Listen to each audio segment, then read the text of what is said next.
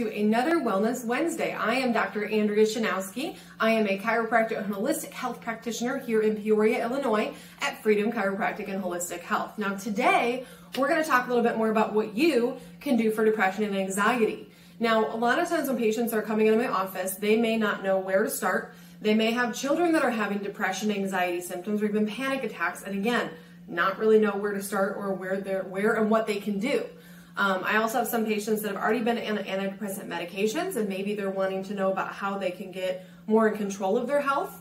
And sometimes we have patients that are overwhelmed by all the choices. They may have already made one option or choice and didn't really like the outcomes of that. So today, I'm going to talk to you about 4 different things that you can explore to help you with the symptoms of anxiety and depression. So number 1, the top thing that I see from patients coming to my office, whether they're teenagers, adults, geriatrics, or even young children, is a lot of times when we're having depression and anxiety symptoms, we may have an imbalance in our brain with our neurotransmitters. Those are basically brain hormones that help direct the function of our brain. So they help our brain to either excite or calm down. They help with mood and focus. They help our body do the things it needs to do.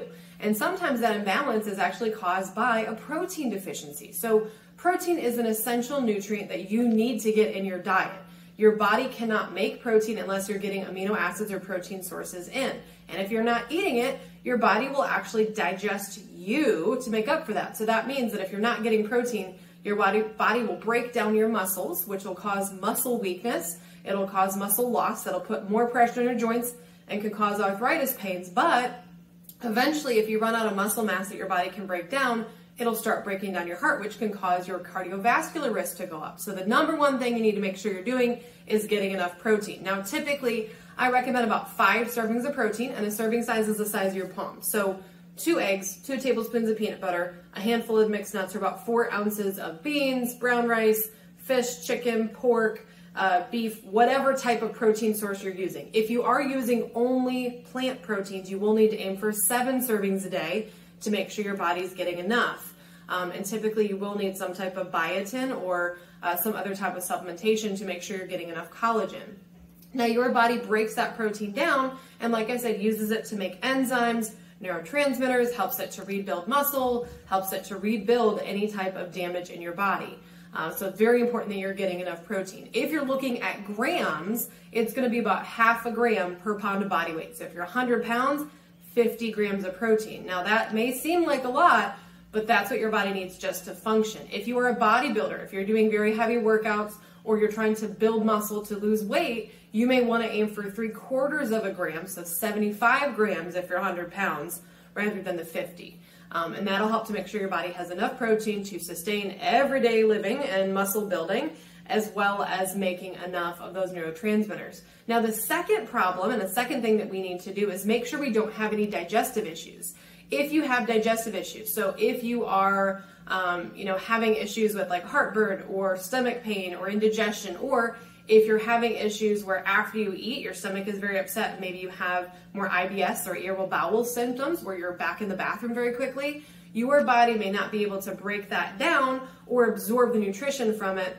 And that can also lead to some protein deficiency. So even if you're getting enough and you're not digesting it properly, that can be a big issue. So in my office, we like to get to the root cause of why we have a digestive issue.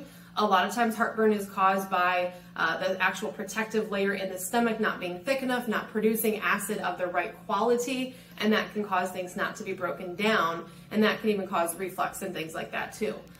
The number 3 thing that I see that can be really helpful for patients that are dealing with depression and anxiety are some over-the-counter supplements. So one of those is a product called 5-HTP. It is actually a natural amino acid, so that's actually something you would get from breaking down protein in your diet.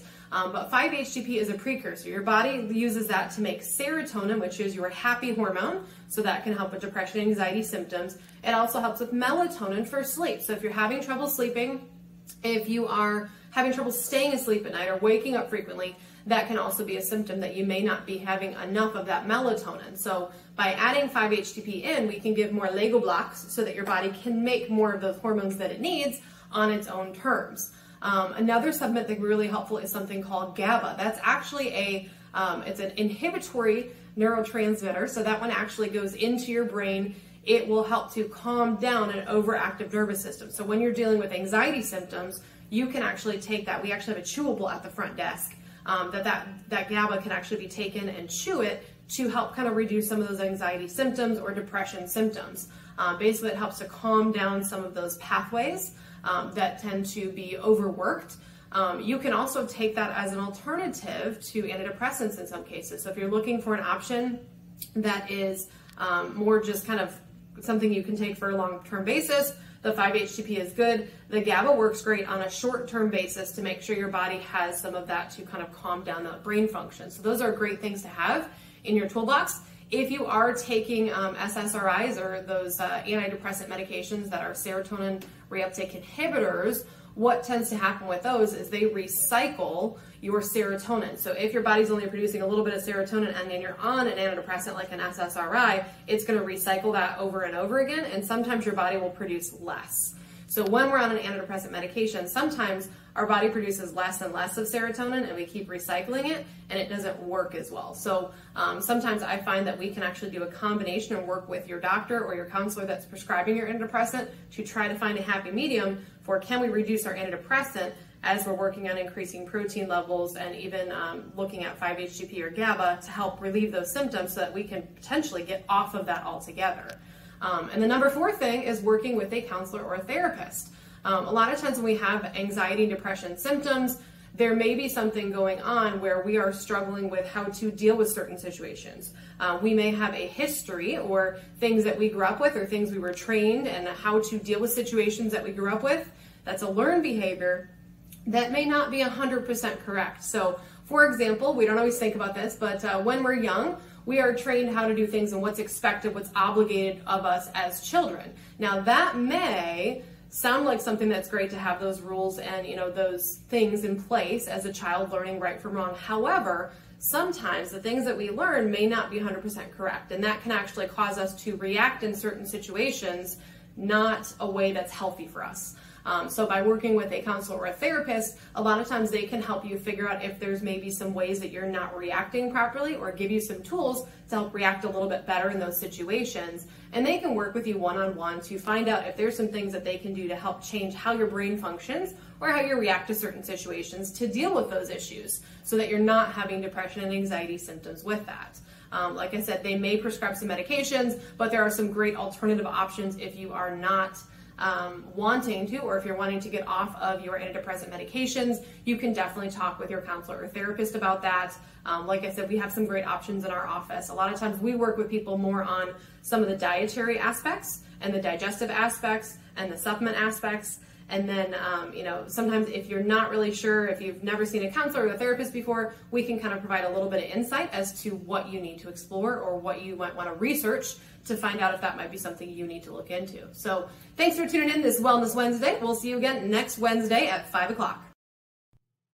Thanks for tuning in to Freedom Chiropractic and Holistic Health. Don't forget to hit that subscribe button and ring that little bell so we'll let you know about some new videos coming out. Every Wellness Wednesday, we go live at 5.